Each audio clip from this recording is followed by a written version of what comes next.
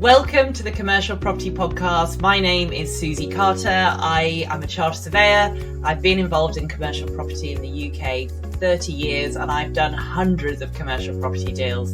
I'm here to be your guide through the commercial property market, whether you're an experienced investor or whether you're literally thinking about dipping your toe in the world of commercial real estate. I will be here talking to you about all kinds of things commercial real estate in the UK, and I've also got some fantastic guest experts who are joining me. So please do subscribe if you'd like to follow, and if you'd like any more help or information on commercial real estate, please do click www.suzicarter.com, which is my website, and you can find out all the ways I can help you. So stay tuned for this week's episode. Welcome back to the Commercial Property Podcast, and it's my great pleasure to introduce Brian from Proplend. Brian, thanks for joining me. Thank you very much for inviting me on the podcast. Pleasure. Would you like to quickly introduce yourself? Yeah, so my background is a combination of finance, property, technology. Over the past 37 years, I've spent time in finance and risk management. 22 of those years have been specifically property finance experience across the board, so residential, commercial, investment, development, and the whole way through the capital structure from senior debt, junior debt, mezzanine, pref equity, hard equity. And during that time, completed probably about over £1 billion worth of transactions. And then for the past 11 years, I've probably taken a leaf out of your advice of finding a niche, and then I founded Proplend. Proplend is a technology platform where what we call commercial property meets smart lending. Perfect, great. Well, really looking forward to delving into it more. So obviously, today's episode is about commercial finance, but we'll also be talking about the market, what Brian's seeing, because obviously he's at the coal face of kind of lending to commercial investors. So Brian, tell us a little bit more about Proplend, because obviously you have a borrowing arm, but you also have a lending arm. So kind of, could you tell us how the model works?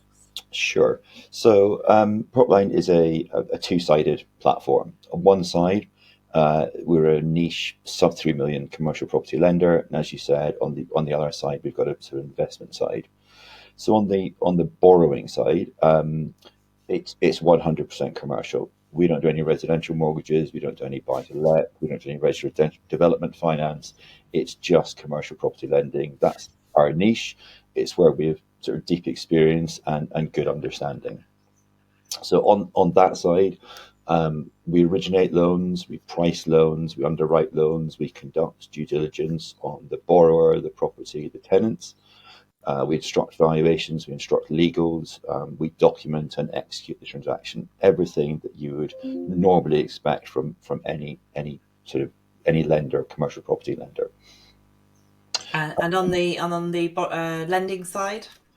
Yeah, so on the lending side, we have sort of about 2,000 high net worth sophisticated investors and corporate clients. They want to invest into commercial property loans, and they're doing so in return for attractive rates of risk-adjusted returns.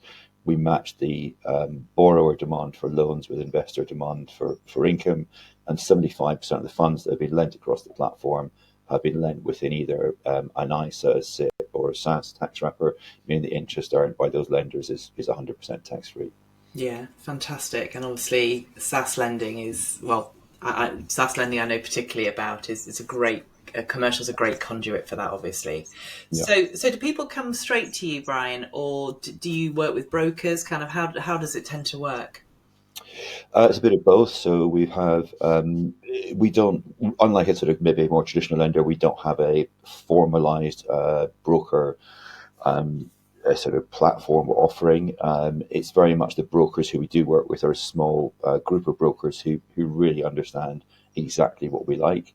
And we have some clients, some borrowers who have been repeat borrowers. So they come and do a transaction, and then maybe they've had funding with, I don't know, another lender, Lloyd, Santander, whoever.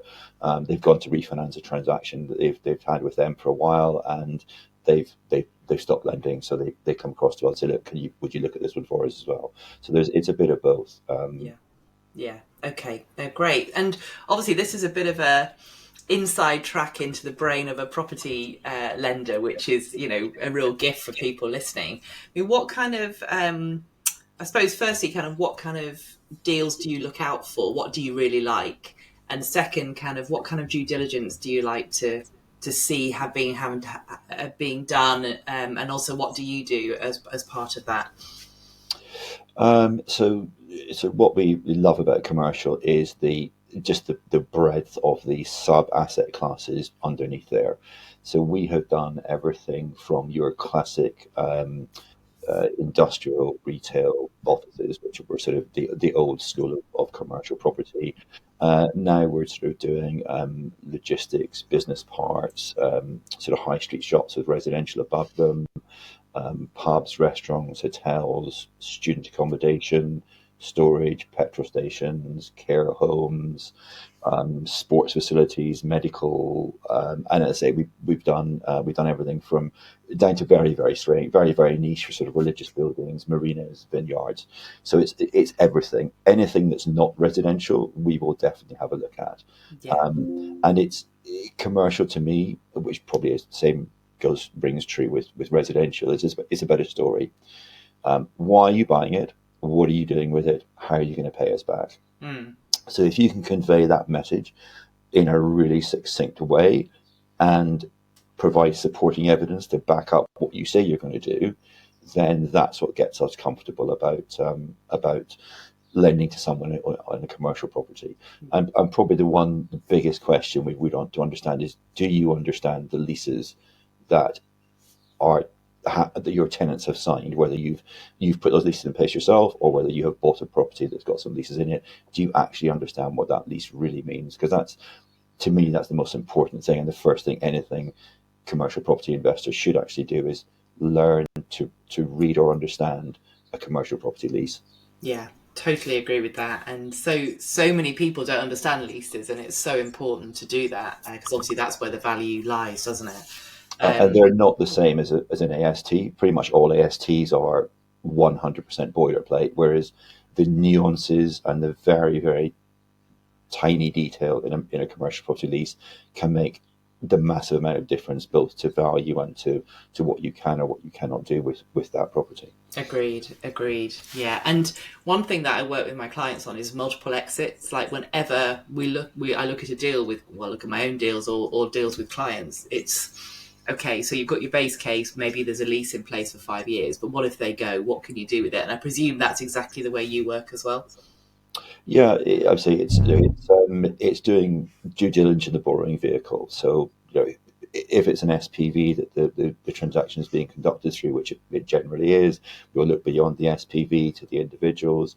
What sort of experience do they have with commercial? Are they managing that process? Are they managing the commercial themselves, or are they using an agent to managing it? Who's collecting the rental income? Then obviously on the property, obviously you've got valuations done by RICS qualified valuers. So a bit of information about property, and then we try and dig down as much as we can into the tenants, try and understand who they are, what they are, why are they there. If someone's just spent £500,000 kitting out a restaurant, they're not going to move across the road tomorrow because there's a restaurant available at £5 less a square foot. Yeah. But if you're very much in our business, we're a totally digital business. So we've got desks, we've got like we can plug into a phone line, a computer line. That's it. If we saw some office space cheaper across the road, it's very easy for us to pick up our laptops, move across the road, and do that. So what makes your tenants? What either they are tied to the property because they spent money there, they have footfall, they need the traffic, which could be I don't know. You've got a concession at Waterloo Station, and there is a huge amount of traffic going through there every day, or whatever the reason is. Why are those tenants there, and how likely are they to leave for whatever reason? So that it's trying to think about that. Yeah, perfect. And for anybody listening who's an investor, so absolute gold dust there. So listen back to that because obviously That's the fundamentals of what makes a good deal. And when you talk about valuation there, when you're instructing RICS valuers, do you, because a lot of lenders at the moment are instructing, even if there's a lease in place, on vacant possession value, are you doing the same? So we'll look at market value and we will look at vacant possession value. And I mean, in some cases, valuers aren't putting any value on the lease in place and are just the vacant possession is the same as the open market. Yeah. In some cases, obviously the market value is higher than the vacant possession, where the covenant and covenant of the tenant and the security of that income, the certainty of that income, and the quality of the tenant has a big effect on that uplift in value. And in some cases, it could be the other way around, where historically you've got a very old lease in place, and potentially the vacant possession of the value of the property could be higher than the tenanted value of the property, because without the tenant you could get a better tenant in place and actually increase the value. So it's just trying to understand. We get all the numbers we can, and then we sort of try and understand those. And quite often we'll go back if we don't understand something, or if we disagree with what a valuer has put. We like to speak with the valuers just to say, look, don't really understand this. Can you talk us through it? Or we're unsure why you're using that as a valuation comparable. And it's valuers should expect that and be prepared to talk to lenders or to have that conversation. Yeah, nice. Yeah, that's very refreshing as well to hear that challenge, because as we all know, valuers don't always get it right. It's an art, not a science. That's what I was taught at college, and it very, very definitely is, isn't it? For sure. Yeah, absolutely. And in terms of the loan to values and the rates that you're offering at the moment, I appreciate you can't give a rule of thumb, but do you want to give us some ranges of kind of what you're looking at? Yeah, so we don't have a sort of product sheet for want of a better term. I know a lot of other lenders do. So we do three products. So bridge loans on commercial properties where there's no income coming off it. So that could be a repurposing for planning reasons, for maybe a bit of refurbishing, getting something ready. Maybe you're taking a bigger unit and making it into smaller units in order to let out, or you could be taking something that is fully tenanted, but it's got planning for residential and you need to get it empty. So you're sort of winding down the rental income. And those are sort of 10 to 12%-ish bridging rates, maybe up to 75% loan to value, 18 months maximum term. And then if there is income coming off the property, then your income, the maximum loan to value, while it's still 75, is actually determined by the interest cover ratio. So how much of the income covers the interest that is payable to the lender. We generally work off about a 1.25 to 1.35 number on that. And that could bring the max loan to value down to 50%, really depending on what the rental income is, or if maybe it's a high yielding property, could be up at that 75% loan to value level. And then the third loan is a VAT loan, where if you're purchasing a commercial property that is not only elected for VAT, but if VAT is payable and reclaimable, then we'll cover that VAT element and then help you to reclaim that money back from HMRC. Nice, yeah, because that can be a real pain, can't it? Yeah. You asked about the rates. So I told you the rates and the bridging. The term loans are sort of probably at the moment 7.5, 8.5 ish, and the VAT lending is 12 ish. Yeah, but that's more of a bridging loan, isn't it? Anyway, it's a bridge loan. It's literally 3 months. Generally, if HMRC are not as good as it used to be, but generally it's sort of a 3 month transaction. Yeah, nice. Okay, and do you have a minimum lending level? So minimum is probably 250,000 up to 3 million. We have done bigger transactions from time to time, but what we can't do, sort of based on our lending capability, we can do a slightly bigger loan every now and then, but we can't do them consistently. Yeah. And we'd rather have, a lot of our lenders want to be in every single loan, so we've probably got about over 80 loans currently in the loan book, and the lenders will want to be as many different one of those loans as possible, so they'll spread their investment across those. Yeah. So the same as any portfolio building, diversification's key to mitigate Absolutely. risk. Absolutely, yeah. Yeah, So geographically and then asset class, it is geographically we're England and Wales. We'd love to lend up in Scotland. I'm Scottish originally, but I quite like to have some boots on the ground up there. I don't really know the market as well, and I think you can quite quickly become the lender of choice in Scotland quite quickly. So it's just it's just having a bit more knowledge of that market. sure. Yeah. Okay. So in terms of where you're seeing the market at the moment, and obviously we had a big dip in 2022 where prices fell off the back of the mini budget with Liz Truss, and then we've kind of bumbled along the bottom. End of last year, everyone was talking the market up, but we haven't quite got there yet. I think mainly because of Trump and kind of the sentiment around that. Kind of what's your feel about the market at the moment, and where we're going to be in 2025? I think at times you struggle to find anything good about in the news about commercial property because everyone loves to bash commercial property over residential. So you sort of become numb to it. But definitely, obviously, we went through a very low interest rate environment, and commercial property became a little bit too frothy. And I think there was just too many banks out there competing for too little business. This was back to the financial crisis to 0708. Yeah. I think we're in a very different place now. I think we're not over lent. We're not the commercial property market isn't over lent to. So I think it's more robust than it was back then. So interest rates are, as we were just talking before, interest rates hopefully are going to come down in the next MPC meeting, maybe even again a little bit later on in the year, that we might see interest rates starting with a 3 in front of them.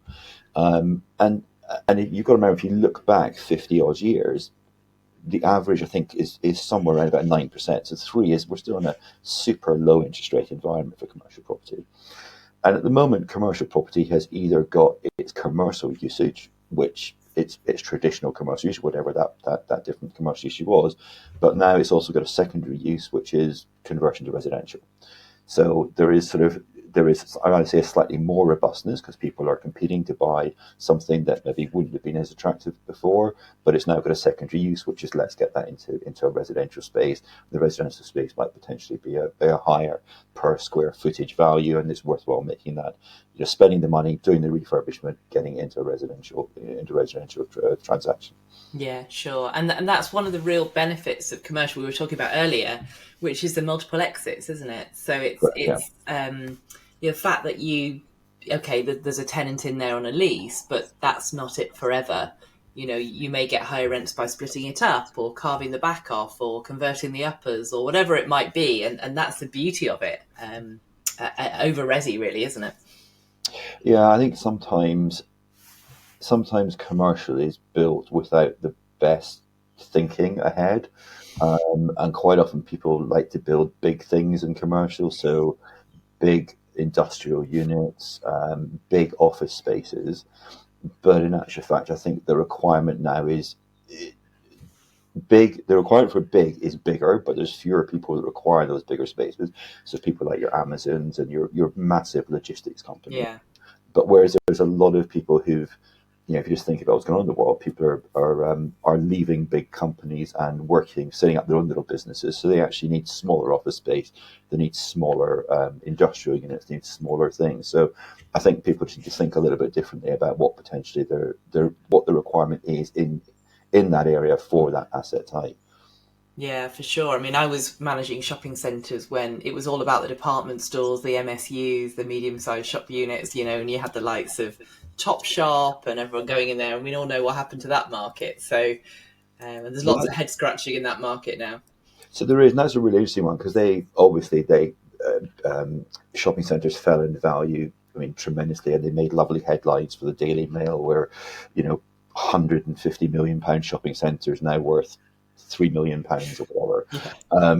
Yeah. But there's been some very, very clever and savvy investors who've gone in and who've purchased those, and commercial property, I think, got a bit too easy. Maybe residential development did as well.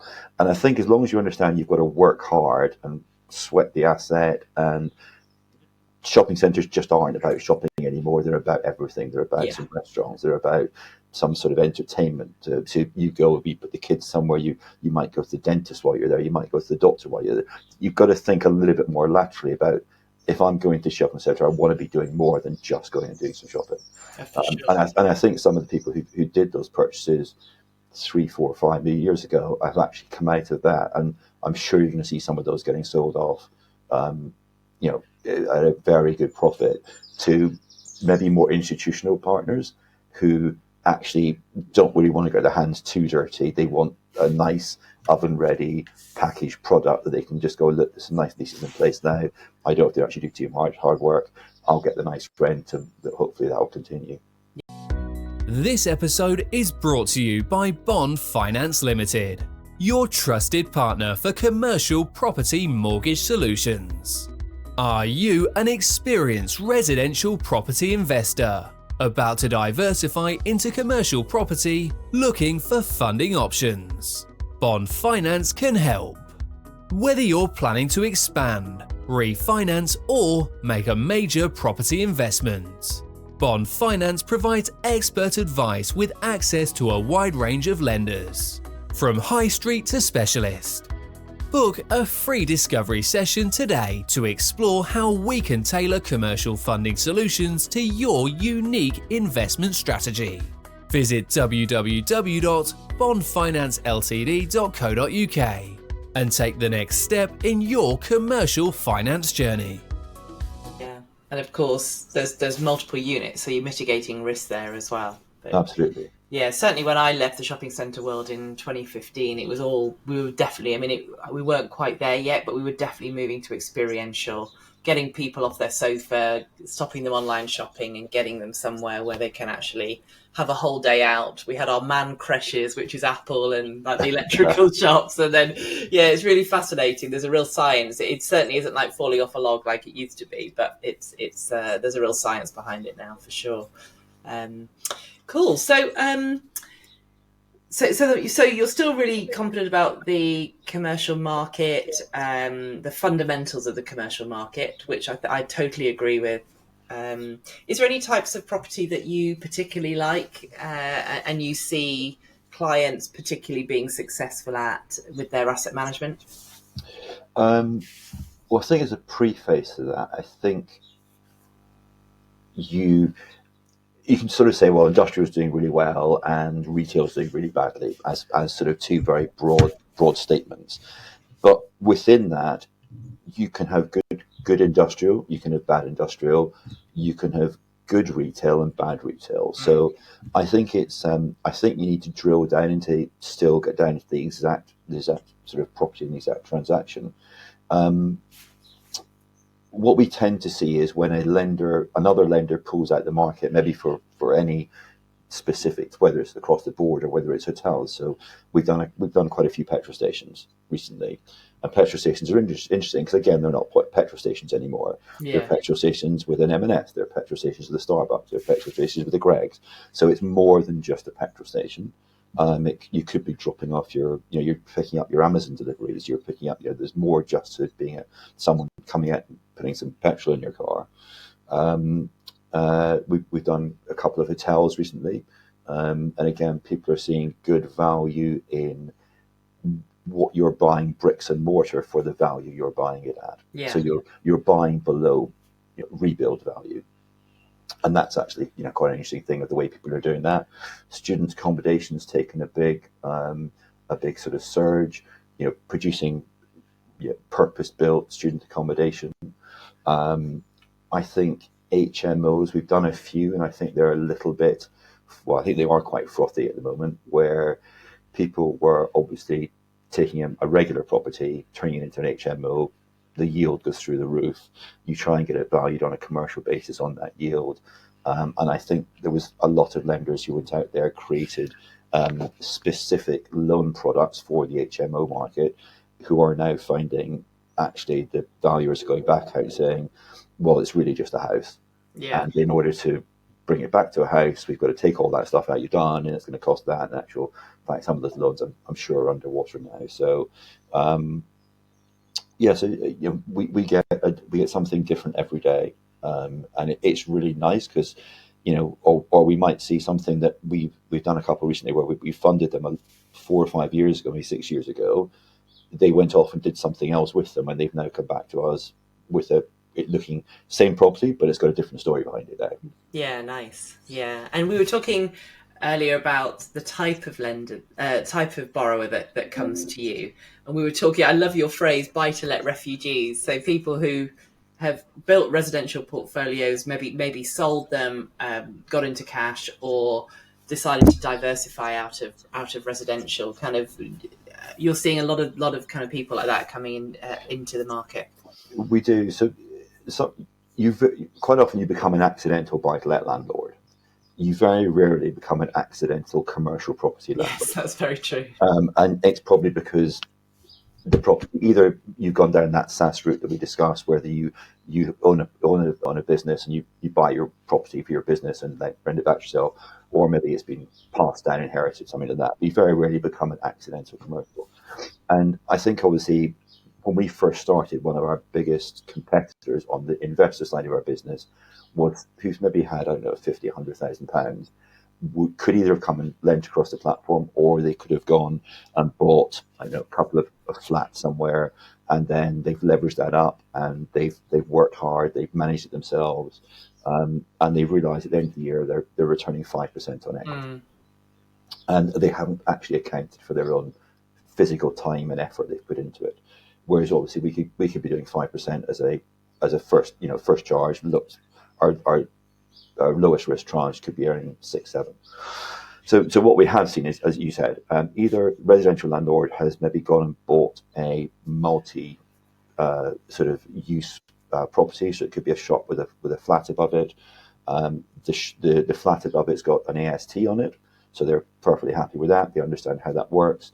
There's an FRI lease on the commercial side, a full repairing and insuring lease, and what that means is the tenant pays for the upkeep of the property. The tenant pays for the insurance on the property, so the rent that's coming in is your gross and your net rent is one and the same. Yeah. And that tenant won't call you at 2 a.m. saying the boiler's broken because they've got to fix it. So that then became quite exciting, and they said, okay, I quite like this commercial thing, I quite like this FRI lease thing, I'll go and buy some more commercial. Or the other side, you're saying, the other side of the equation is someone who's just gone, look, I've had enough. It's become, the government has done a very good job of making it as uneconomic as possible and as difficult as possible. I'm going to go into cash, and actually I'd rather just sit in my bed, on my laptop, and I can lend across your platform and do it that way. So I'm still getting exposure to property and rental income, but I'm not physically touching that property or running that property or having any of the sort of issues that go around that. Yeah, and both equally valuable depending on what you're looking for. Absolutely. Absolutely. And what about, do you offer loans into people's SASs? So, 50% lending. Do you offer that kind of thing? So we've done lending to SASs, to SIPs, to individuals, and then limited companies, LLPs. We've done some offshore, but it really depends on the jurisdiction and the ability to see through to who the ultimate beneficial owner is. Yeah. And what do you look for, going back to SaaS, what do you look for in a property that somebody's buying in their SaaS?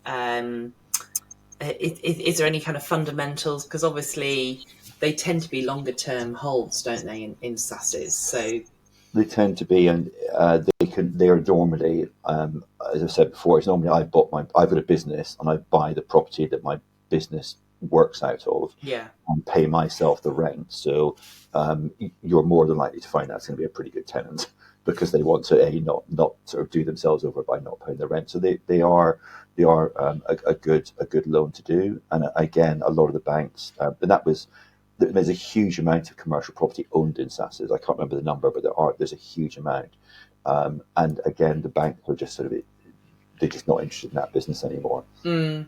Unless you're sort of a bigger business and you've got your business account with that bank, they're really not interested in, and especially in that sort of market side, the bit of the market that we play in, which is the sub 5 as a value of property. When I first sort of started Proplend, what I couldn't get my head around was the fact that 95 or 95% of loans to those types of properties were done by branch managers of the high street branch managers. And obviously, we've lost the branches, we've lost the branch managers. They're now not allowed to make decisions at those level. So suddenly there was a vacuum of lending that was required, and that was very much where the likes of Shawbrook and Aldermore and One Savings Bank maybe together came along and sort of and soaked that up. And that's never going to come back. You're never going to turn up at your local branch manager of Barclays High Street and be able to get a loan to buy a property. So yeah, it's a shame actually that relationship kind of lending has gone, but obviously you can replace that with relationship lending, which is a really smart niche to get into. Yeah. No, that's interesting, and I love your view on kind of owner occupiers, because obviously a lot of banks look at owner occupiers and think it's really risky if the property and the tenant is linked. You look at it in a different way, which makes perfect sense to me. Kind of you're not going to default. You're not going to default, are you? Because you are the best tenant, most reliable tenant you could have. You'd hope you are, but there are cases where that doesn't work out. And where we do that, we would only do that through an opco-propco situation. Yes. We don't lend to the trading company. Yeah. Because if something goes wrong, and it can go wrong, it's property, it does go wrong from time to time. We want to be able to get we've got a first legal charge on the property. That's what we want to get our hands on. We don't want to have to deal with employees and all the other sort of things that are associated with a trading company.